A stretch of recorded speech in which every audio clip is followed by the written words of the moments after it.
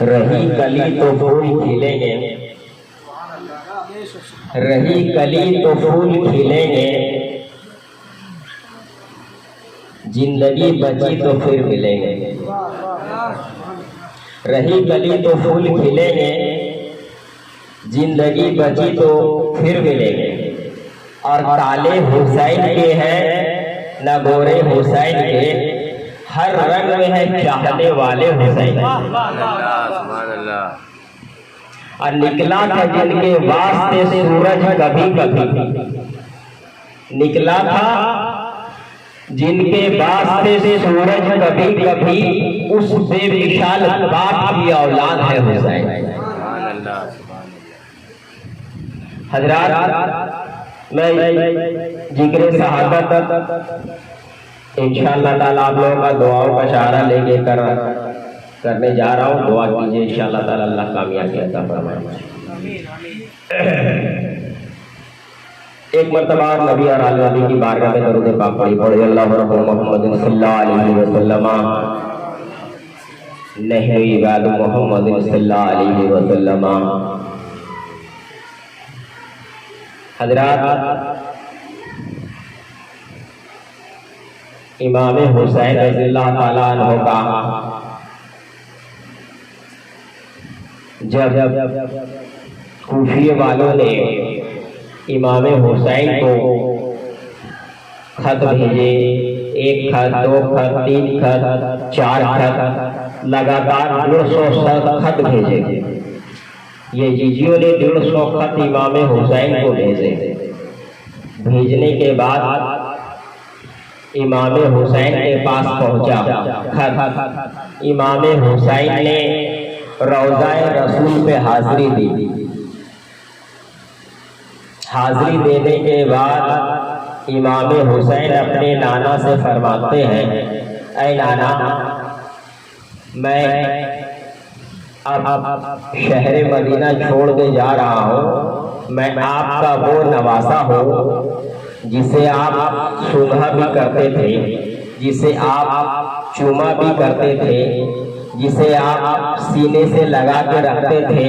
मैं आपका वो नवासा अब शहर मदीना छोड़ रहा हूँ।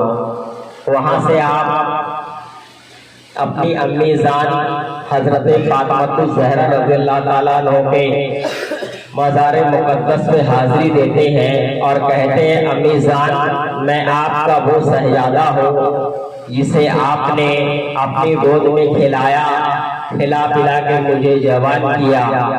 और उसके बाद फिर इमाम हसन की मज़ार पे जाते हैं और जाने के बाद कहते हैं कि मैं आपका वो भाई हूँ जिसे आप मदीना के गलियों में लेके घूमा करते थे और नाना जान के पास मुझे लेके जाया करते थे। अब शहर मदीना छोड़ने का टाइम आ गया है और उसके बाद आप घर की तरफ आते हैं। आने के बाद घर वालों को लेते हैं, हजरत कासिम को लेते हैं, हजरत अली अकबर को लेते हैं, हजरत नन्हे अली असगर को लेते हैं और खवातीन हजरात को भी लेते हैं, हजरत उम्मे लैला को लेते हैं, हजरत जैनब को लेते हैं और अपनी शरीके हयात को भी लेते हैं। और लेने के बाद आप वहां से रुखसती का प्रोग्राम करते हैं। मगर बीच में मैं रोक के एक बात कहना चाहता हूँ आप लोगों को कि दुनिया के तमाम मुल्क से हाजी जाते हैं, वो मक्का जाते हैं। मक्का जाने के बाद मक्का में नमाजें पढ़ते हैं, मक्का का तवाफ लगाते हैं, संगे अस्बत का बोसा देते हैं। बोसा देने के बाद जैसे ही उनके कानों तले खबर जाती है कि शहर मदीना अब चलना है, शहर मदीना की हाजिरी देना है, वैसे ही हाजी खुशी में फूले नहीं समाते हैं। जब तक मक्के में थे हाजी, तब तक उनको अपने घर वाला का याद आती रही और लिहाजा हर चीज का याद आता रहा। जैसे ही उनके कानों में गया कि शहरे मदीना चलना है, वैसे ही हाजी शहरे मदीना जाते हैं। वहाँ 8 दिन रहते हैं, 8 दिन वहाँ रहते, 8 पंचे 40 वक्त की नमाज पढ़ते हैं। 8 दिन 40 वक्त की नमाज पढ़ते हैं। फजर की नमाज मस्जिद नबवी में अदा करते हैं, जोहर की नमाज मस्जिद नबवी में अदा करते हैं, अशर की नमाज मस्जिद नबवी में अदा करते हैं, मगरिब की नमाज मस्जिद नबवी में अदा करते हैं, इशा की नमाज मस्जिद नबवी में अदा करते हैं। और अदा करते हैं, अदा करने के बाद वो हरी गुम्बद जहाँ हुजूर सल्लल्लाहु ताला अलैहि वसल्लम जलवा अफरोज है, खड़े होकर के कहते हैं कि परवरदिगार आलम मुझे वो मदीना दिखा दिया, आपका बहुत बड़ा एहसान है, आपका बहुत बड़ा करम है। परवरदिगार आलम मुझे मदीना से इस कदर मोहब्बत हो गया है, इस कदर मोहब्बत हो गया है कि जिसका कोई जवाब नहीं है। आप रोज़ाए रसूल पे हाजिर होते हैं। हाजिर होने के बाद उनके आंखों से आंसू जारी होता है, उसके बाद आंखों से सैराब जारी हो जाता है। लिहाजा मुझे कहने दिया जाए कि जो 8 दिन शहरे मदीना में रहने वाला हाजी का ये हाल है कि उनके कानों से जब आवाज टकराती है कि अब शहरे मदीना छोड़ो, 8 दिन तुम्हारा हो चुका है, जैसे ही उनके कानों से आवाज टकराती है, वैसे ही हाजी अल्लाह से दुआ करते हैं कि परवरदिगार आलम सारा जिंदगी में दुआ करता रहा कि दिखा दे इलाही को मदीना कैसी बस्ती है, दिखा दे इलाही वो मदीना कैसी बस्ती है जहाँ पर रात दिन तेरी रहमत बरसती। वो हाजी कभी गुंबजे खजरा को पकड़ के रोता है, कभी मस्जिद नबवी में रोता है, और 8 दिन टाइम पूरा हो जाने के बाद बस में सवार होता है और मस्जिद नबवी को और गुंबजे खजरा को मुड़ के देखता है। लिहाजा मुझे कहने दिया जाए कि जिस हुसैन का बचपना शहरे मदीना में कटा, जिस हुसैन का जवानी शहरे मदीना में कटा, जिस हुसैन का 56 साल उम्र शहरे मदीना में कटा, बताओ कि वो हुसैन को 8 दिन रहने वाला को इतनी मोहब्बत है, तो जिनका बचपना, जिनकी जवानी, जिनका 56 साल उम्र शहरे मदीना में कटा, उनको कितनी मोहब्बत होगी शहरे मदीना से। उसके बाद आप सबको लेते हैं और लेने के बाद आप मक्का चले आते हैं। हुजूर सल्लल्लाहु ताला अलैहि वसल्लम को दीन फैलाना था, तो आपने मक्का छोड़ा, शहरे मदीना चले आए। और इमाम हुसैन को दीन बचाना था, तो आपने मदीना छोड़ा, शहरे मक्का चले आए। उसके बाद कूफियों के खत आए थे। आने के बाद आपने अपने भाई को हजरत मुस्लिम बिन अकील को भेजा कूफियों के पास। उसके बाद हजरत मुस्लिम बिन अकील जाते हैं और उनके 2 साहबजादे भी जाते हैं। जाने के बाद एक दिन में रिवायतों में आता है कि एक दिन में 40,000 कूफी इमाम मुस्लिम के हाथ में बाइट हो गए, 40,000 कूफी। उसके बाद आपने एक खत लिखा इमाम हुसैन को कि आप मक्के से कूफा चले आए। उसके बाद खत निकला। उसके बाद कूफियों वालों ने क्या किया, यजीद के साथ मिलकर करके हजरत मुस्लिम के साथ गद्दारी किया, उनको शहीद कर दिया। इन्ना लिल्लाहि व इन्ना इलैहि राजिऊन। उनके दोनों साहबजादों को भी शहीद कर दिया।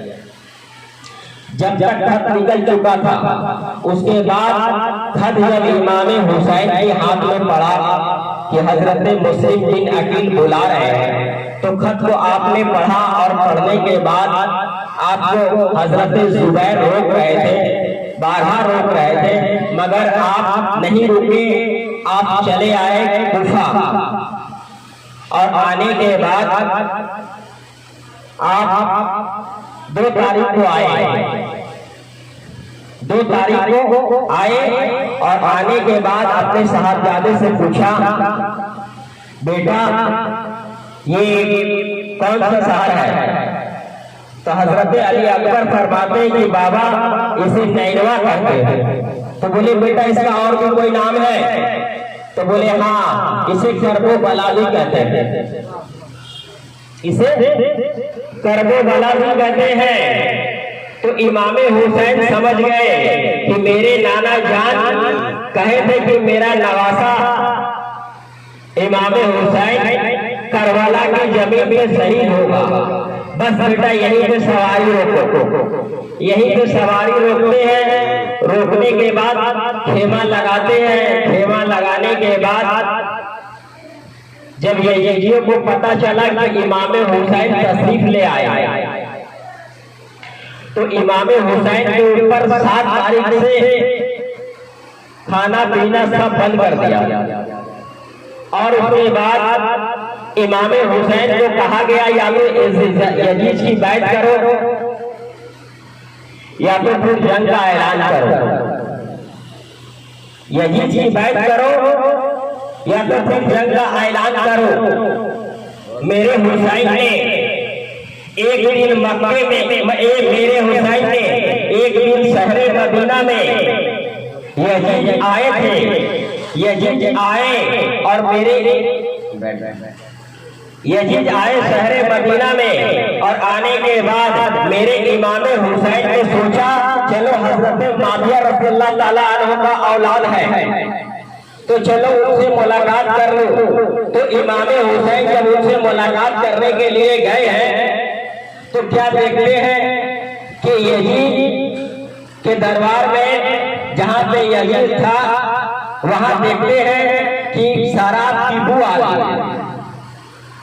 उसके बाद इमामे हुसैन को जैसे ही यजीद देखता है वैसे ही उनका रोंगटा खड़ा हो जाता है और बातें बनाने लगता है। इमामे हुसैन फरमाते हैं कि बातें बनाने की जरूरत नहीं है, मेरे नाना जान इरशाद फरमा दिए हैं कि जो एक टाइम शराब पी ले, एक दिन किसी भी टाइम शराब पी ले तो उसका 40 दिन तक का परवरदिगार आलम रोजा नमाज कबूल नहीं करता। फिर 40 दिन पुरने के बाद फिर पी ले तो उसका नमाज फिर जायक हो जाता है। सहाबे रसूल ने खड़े होकर के इरशाद फरमाया, या रसूल अल्लाह, अगर कोई सच्चे दिल से तौबा करे तो मेरे आका इरशाद फरमाते हैं कि अगर कोई सच्चे दिल से तौबा करे तो माफ कर देने वाला परवरदिगार आलम। अब बताओ कि जो मेरे आका इरशाद फरमाते हैं कि मेरा खून हुसैन का खून, हुसैन का खून मेरा खून, मेरी सरियत हुसैन की सरियत, हुसैन का सरियत मेरा सरियत, मेरा चलना हुसैन का चलना है, हुसैन का चलना मेरा चलना है, हुसैन का फरमान मेरा फरमान है, मेरा हाथ हुसैन का हाथ। अब बताओ इमामे हुसैन के हाथ से यजीद बैत होने के लिए कह रहा था और इमामे हुसैन अपनी नजरों से उसको शराब नौश कर पीते हुए देखा। तो अब बताओ जो जानी हो, जिना करने वाला हो, शराब के अड्डे को आबाद करने वाला हो, जुए के अड्डे को आबाद करने वाला हो, अगर कोई ऐसा इमाम आपके मोहल्ले में अगर आ जाए तो बताओ तुम उसके पीछे नमाज पढ़ने के लिए तैयार हो जाओगे? इमाम आपका अगर शराब नहीं पिए, शराब के अड्डे पे जाके खड़ा हो जाए तो क्या उसके पीछे आप नमाज पढ़ने के लिए तैयार हो जाओगे? इमाम आपका अगर जुआ नहीं खेले मगर जुए के अड्डे पे जाके खड़ा हो जाए तो क्या आप उसके पीछे नमाज पढ़ने के लिए तैयार हो जाओगे? इमाम की दाढ़ी हद से सरात से कम हो तो क्या तुम उसके पीछे नमाज पढ़ने के लिए तैयार हो जाओगे? इमाम अगर जिना के अड्डे पे चला जाए और तुम उसे देख लो तो क्या तुम उसके पीछे नमाज पढ़ने के लिए तैयार हो जाओगे? कहोगे हरगिज नहीं हो सकता है। तो जो मस्जिद का इमाम में सुगरा पे भाई है और मेरा इमाम हुसैन इमाम कुबरा पे भाई है, तो अब बताओ यह जिसके हाथ में मेरा इमाम हुसैन कैसे हाथ दे सकता था? इसलिए मेरे मुस्तफा ने फरमा दिया कि हुसैन का हाथ मेरा हाथ है, मेरा हाथ हुसैन का हाथ है, तो जो मुस्तफा का हाथ है उसके ऊपर इमाम हुसैन को कैसे बैठ किया जाता? झगड़ा किसी और चीज का नहीं था, शरीयत मुस्तफा को बचाने का था। इसलिए मेरा इमाम हुसैन शहर मदीना छोड़े, मदीना छोड़ने के बाद मक्का आए, मक्का आने के बाद करबला, उसके बाद आपके ऊपर 7 मुहर्रम को पानी बंद कर दिया गया, खाना बंद कर दिया गया। बंद कर देने के बाद यजीद सोच रहा है कि इमाम हुसैन, वो अपनी मर्जी से सोच रहा है कि इमाम हुसैन शायद खाना पीना बंद कर दिया है, शायद मेरी बात मान ले, मगर उनको पता नहीं था कि ये हजरत अली की औलाद है। उसके बाद इमाम हुसैन कहते हैं कि मैं तुम्हारे हाथ में हाथ नहीं दूंगा। बैत से इनकार कर दिया। इनकार कर देने के बाद जंग चालू हो गया। जुमा का दिन था, सुबह से मैं सिर्फ और सिर्फ इमाम हुसैन की शहादत के बारे में जिक्र करूंगा। सुबह से आप सुहला की लाश उठा करके थक गए। ये जीजियों ने सोचा कि सुहला की लाश उठा के करबला से थक गए होंगे, इमाम हुसैन को कमजोरी ने घेर लिया होगा, भूख प्यासी शिद्दत ने घेर लिया होगा, वो बहुत परेशान होंगे।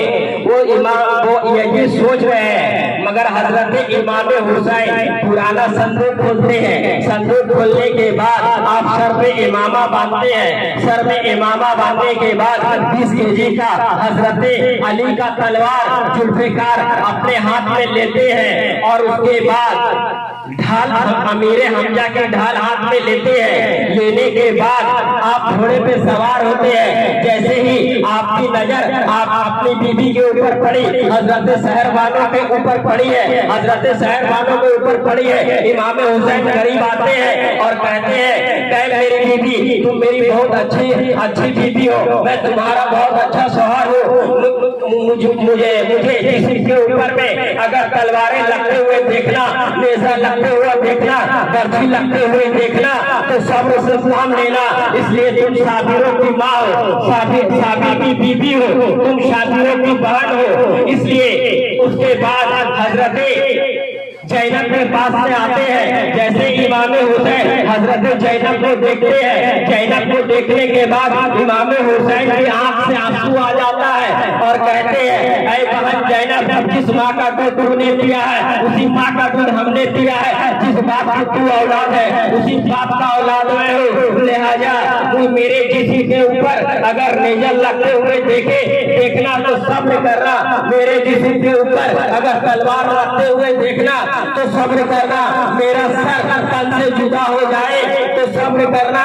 मेरी बहन जैनब, अब यहाँ से मेरा इम्तिहान खत्म हो रहा है, अब तुम लोगों का इम्तिहान चालू हो रहा है। तुम लोग अपने इम्तिहान में सब्र से काम लेना। परवरदिगार आलम हम लोगों का सब्र को कामयाब करे, जाया नहीं फरमाए।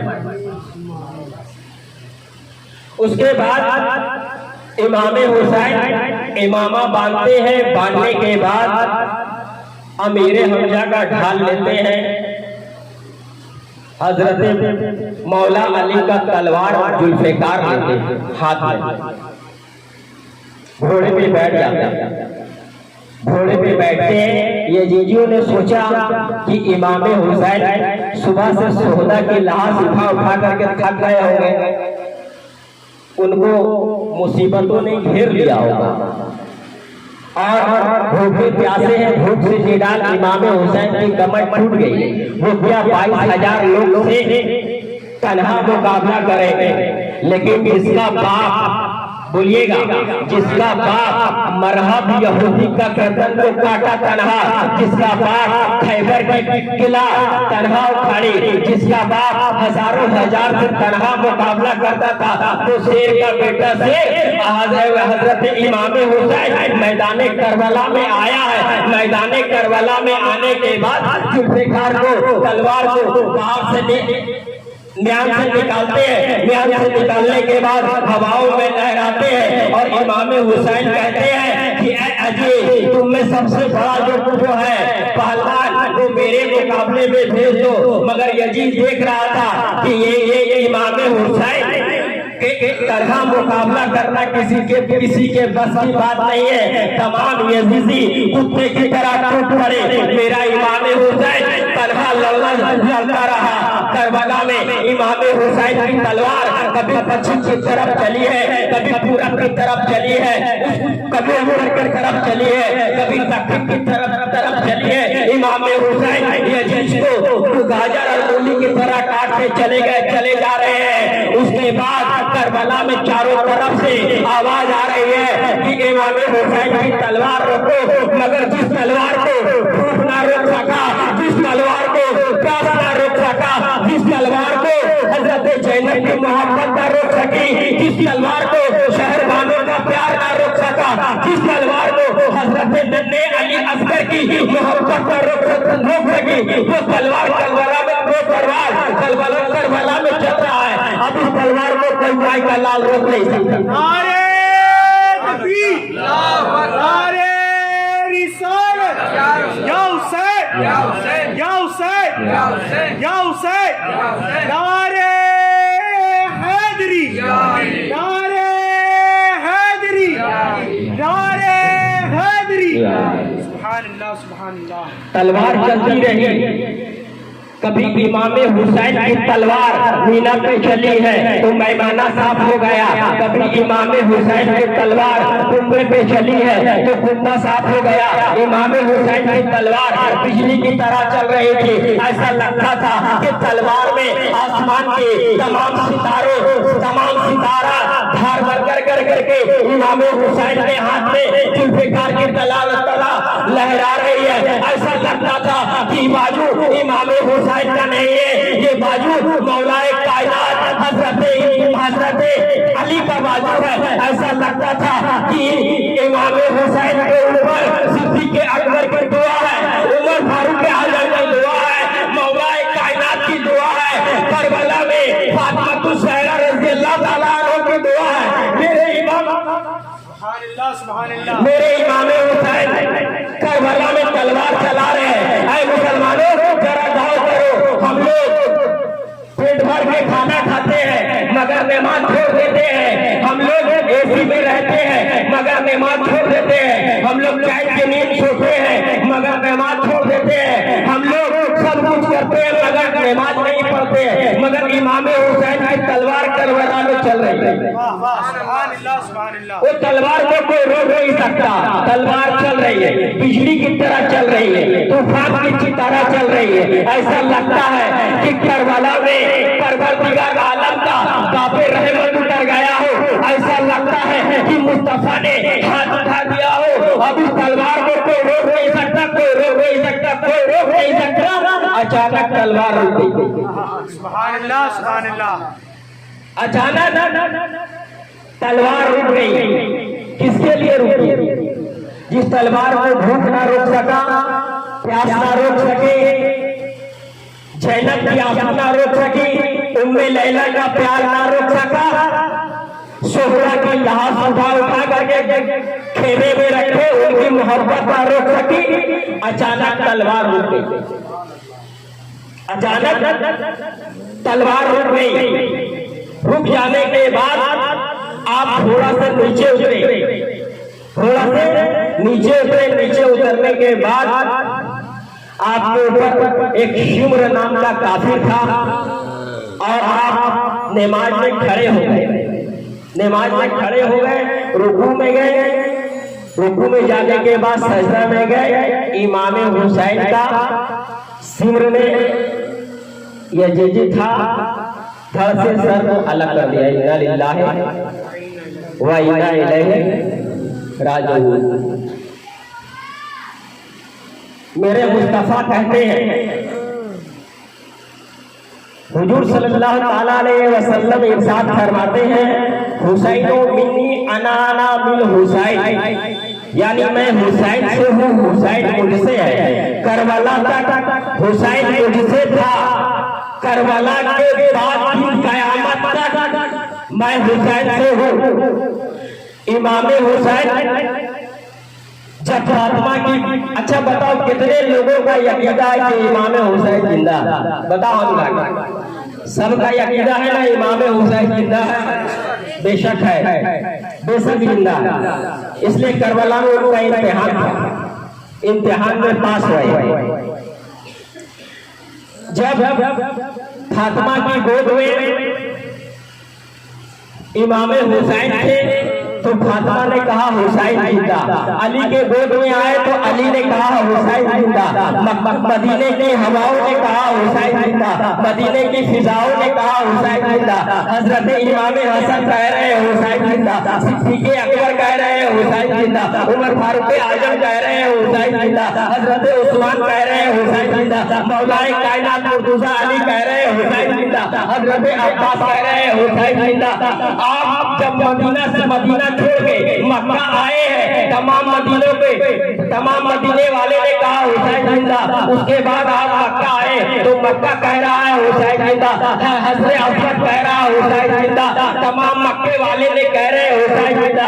उसके बाद आप करबला में आए हैं तो यजीद कह रहा है हुसैन जिंदा, सिमर कह रहा है हुसैन जिंदा, खूनी कह रहा है हुसैन जिंदा। जब आपका सर तन से जुदा हो गया तब अल्लाह के कुरान ने कहा हुसैन जिंदा।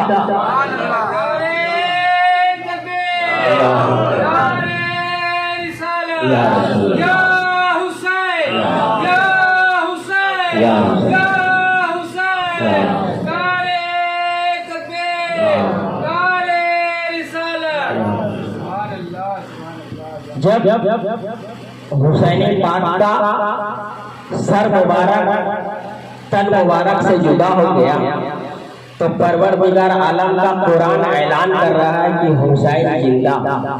मेरा हुसैन कल भी जिंदा था, आज भी जिंदा है, सुबह क़यामत के बाद भी जिंदा।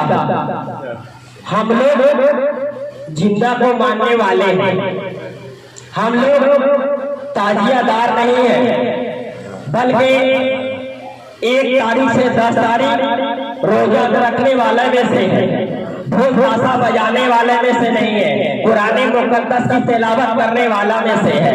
हम लोग डंडा और जुआ और शराब खेलने कूदने वाले में से, पीने वाले में से नहीं है, बल्कि जो जुआ का आदी हो जाए। इमाम हुसैन फरमा दिए यजीज को कि मेरे नाना इरशाद फरमाते हैं कि जो जुआ खेलेगा और शराब पिएगा उसका नमाज नहीं होगा। हम लोग तौबा करते हैं शराब से और जुआ से, इंशाअल्लाह ताला हम लोग की तौबा कबूल हो और हम लोग इंशाअल्लाह ताला 1 तारीख से 10 तारीख रोजा रखने का है। और जो